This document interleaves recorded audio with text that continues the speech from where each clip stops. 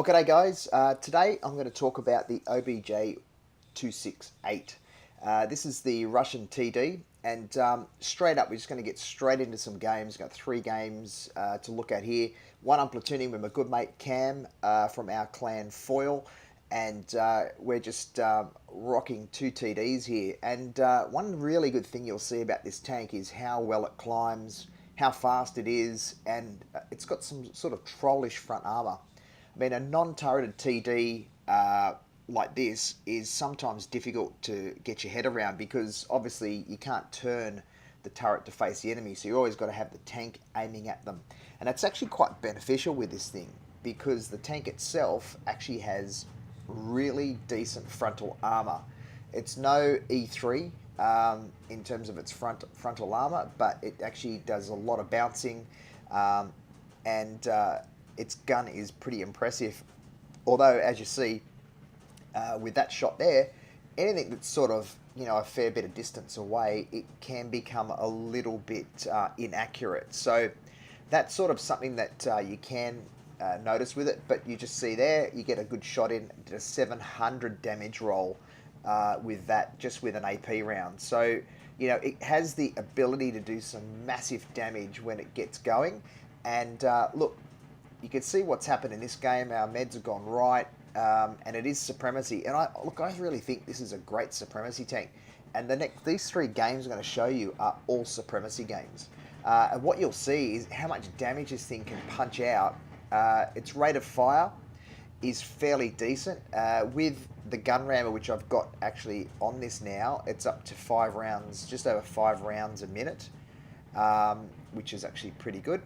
And you can see there, it just finishes tanks off. Now, I don't do a huge amount of damage in this game, but you watch this shot on this grill here. I switched to HE and straight at the top of the turret there. And obviously, it just got I got helped by the FV as well, but just finished them off. And that's one beauty of the tank. It actually finishes the enemy off, which is what you want from a tank destroyer. I mean, tank destroyers, invariably aren't really good at brawling, but this tank is.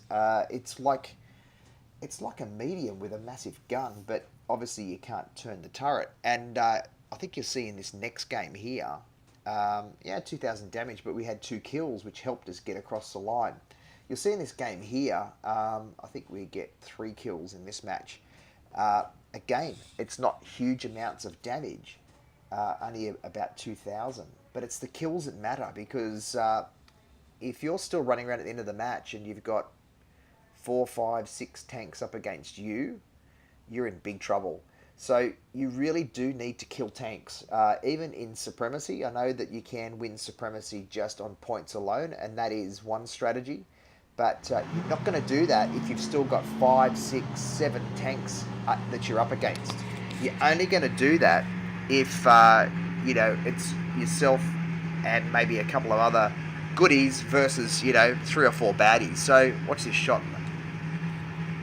T-54, just completely ammo racked him. He's gone. He was low on power anyway, but it doesn't matter. We just finished him off. And you can see here, I can roll through onto the cap circle with absolute confidence and, know that someone's going to come around and see this tank and go, oh, gee, he's going to put a lot of damage into me. I need to be careful. So remember, the name of the game with Supremacy is capturing bases. If you can capture bases, it does 2 things. It puts pressure on the enemy, and it also gives you points, which means that you're able to then apply more pressure to win the game, because ultimately that's what everyone's after. Everyone's after a win. And you'll see the benefit of this tank in a short space of time here. This little French tank here with auto reloader is actually doing a lot of damage. He's actually playing really well. We put one in him, we take one, and now we bounce a 310 from him, and he's going to try and drive around us. But look, watch what we do here. We use the wall to side scrape him out, and by then I'm reloaded. He gets a good shot into me, but we kill him in the meantime. So again, it's one of those situations where the maneuverability of this tank just gives you options.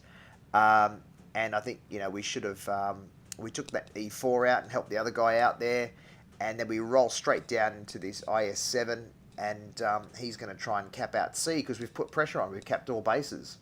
And he's taking massive damage now.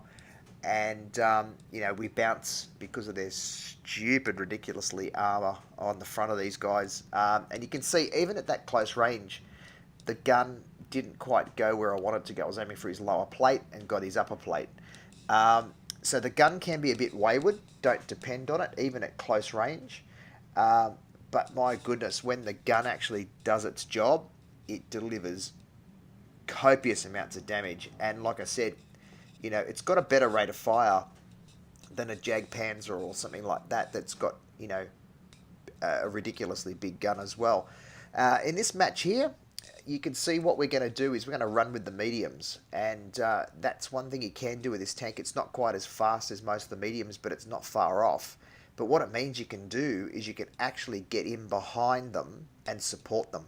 And you think what normally happens is if you get a T-54 or a Leo up against another Leo, they're going to focus on each other because you always want to make sure you kill the same tank that you're in. It's a bit of a a bit of a muscle showing contest really when you're sort of sitting back at it going, I'm better at driving this tank than you. They're not focusing on a TD that's sitting there, and that's the idea. I actually run a camo net on this thing, which kind of sounds a bit silly, but I mean, in terms of binoculars, you're never going to be out front being the one that wants to spot them. If you're playing like that, then you're really going to come under some fire, and you're going to get killed quite easily.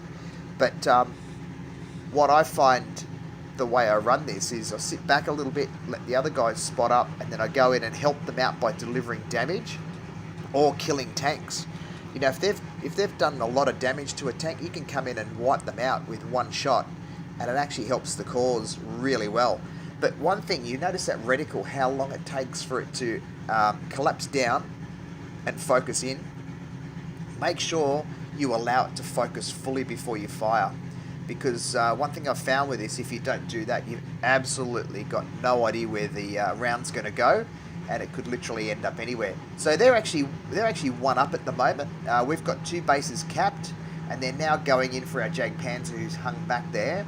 So I obviously need to go and help these guys on the right. But you watch this shot on this grill that's coming up right now. And here we go. And actually called out the team, why did you guys go left like we did? But they didn't, so we've got to make do with what we've got. And the idea here is I just got to get in and do damage. It's as simple as that.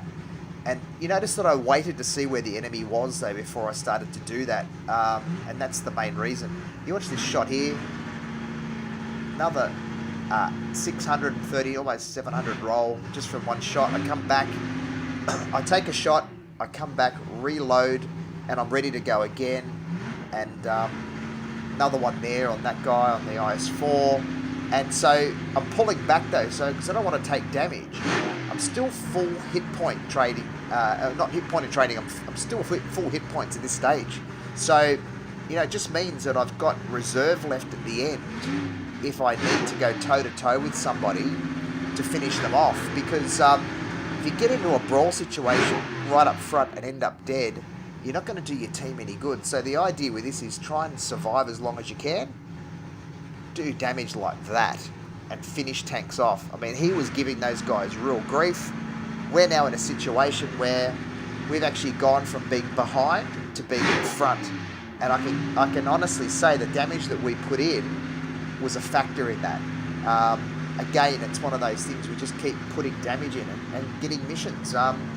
It's a great way of having a lot of fun. You can get around like a medium. We've won it there on points, but we would have won it anyway because we were able to get out and do what we had to do. So you see 2,500 damage. We got a couple of kills.